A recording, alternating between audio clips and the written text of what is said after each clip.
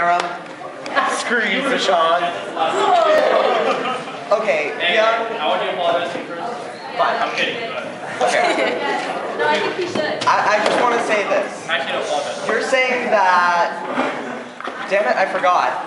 That's because you didn't pick me. I had it. I apologize to Sean for this, so that was pretty messed up. Okay, so all you've been saying is that, all it does is stress us out. Well, yeah, it does stress us out, but so does college. I've talked to people who I know who were in college at the time when they told me. They'll tell you, they'll be working at 2 a.m. on a paper. And I'm sorry, but how many people in here have stayed up till 2 or later working on a project for an AP class? If you're only a sophomore, honors will count too. Only if you're a sophomore though. Okay, how many people have stayed up working on one project for a regular class?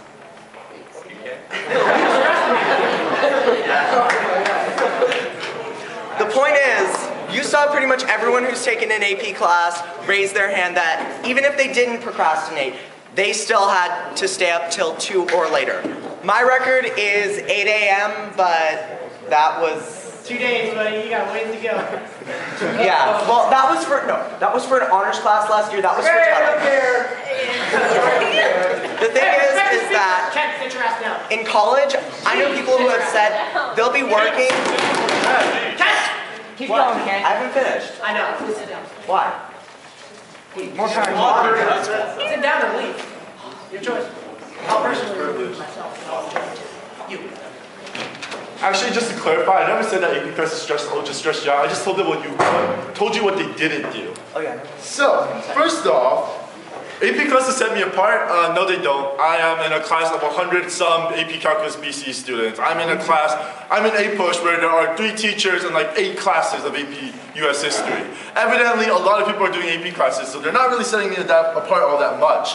Also, for a challenging course, for an academic atmosphere, maybe if people would stop taking oceanography and start looking at like physics, maybe if someone would stop looking at geometry and start looking at like calculus, that would give you the challenging academic atmosphere you're looking for. That's why you don't have the academic atmosphere. And my big thing, one of my major problems with the AP system is that it's based on luck. Now, I'm not some loser who got failed the AP system going, oh my gosh, she passed because of luck. I got a 5, and let me tell you, it was because of luck.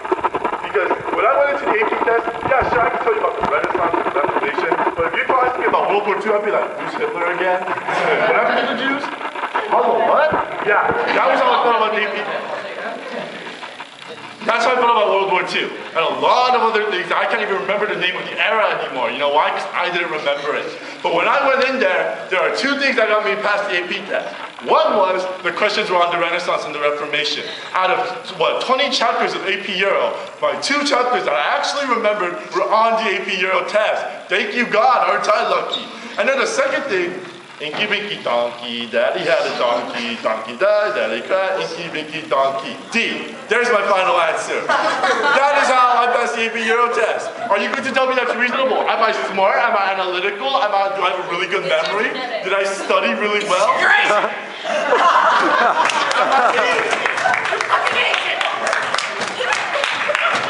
We can't do that! You can!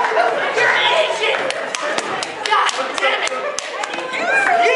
We're still going on the bet? My point Even is when you this. guess right! You're just trying to make us feel bad about our own reasons. When I guess, I get shit wrong! Okay, no, here. It's an Asian jail. When I guess, I go to jail. It's an Asian. My point is this. My brains did not get me past the AP test. A childhood nursery rhyme did, so apparently things aren't working. Or maybe they are. I know there's a better topic. My name is Bill, and I'm in AP US History this year, and honestly, the only thing that I benefited from was the writing skills. That's the only thing I benefited from as an AP student. And as I went in first here, for like my first essay that he gave me, he told me I write like a 6th grader, Mr. Barron. And that was 100% true. I sucked at it. I was terrible. But it prepared me, taught me how to write, taught me how to read prompts, like not just that USB bullshit that they give us right now. Like it really taught me how to break down stuff, and that's what it taught me. That's all it taught me. I mean, even Mr. Barron would admit that U.S. history isn't the most interesting subject. Like it's not. But the speaker. But it teaches you how to read, and it teaches you how to depict answers from the passages. Woo. Clap louder, that's my brother.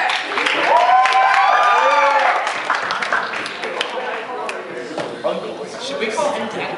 No. Grady. Okay. So, always.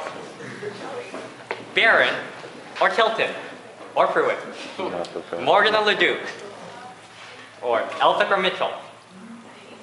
You always blame the teacher when you fail. Yeah. Do you blame yourself? No. Bad student. Ever notice the science? Hey, I passed the AP test. But then when they fail, they say, oh, I had a bad teacher. It's all their fault and not mine. Have you ever noticed that? That's all I've heard. You're blaming teachers and it's not fair. Like, what are they doing to stop you from learning? Does Miss Cooley hide geometry books at Barnes & Noble to stop you from buying them? Of course not. You can study geometry as much as you want. She won't stop you. And we have the internet now. You can learn it all online if you wanted to. Really. Take some initiative, take some responsibility.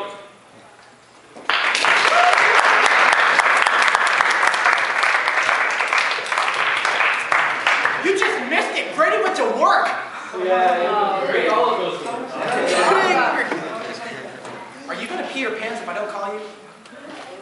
Just bigger. Okay.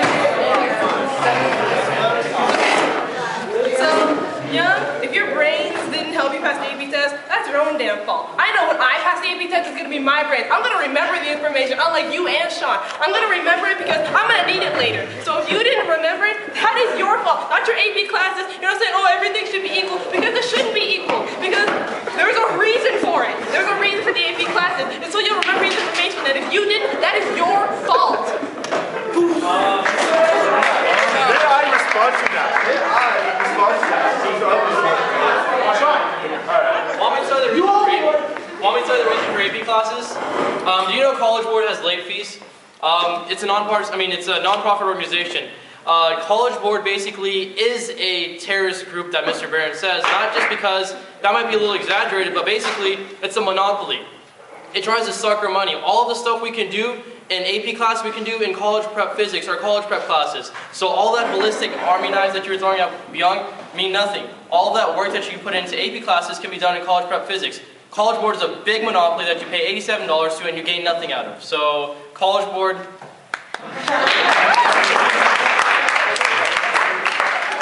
Question for the speaker. Kathleen. I have a question for you. Yeah, the crazy girl. I'm sorry, I don't know your name. What's your name? I have a question. Can I make a margarita for you? Because you need to calm down. Okay, honestly, I respect you a lot because that's amazing. I am so proud that you use your brain and your knowledge to get you through. But honestly, 90% of the other AP kids don't, and that's the true fact of the matter because we're honestly only in it to get into the colleges we want to, and that's kind of bold because you should be doing a class because you want to gain knowledge like her. That's all I have to say.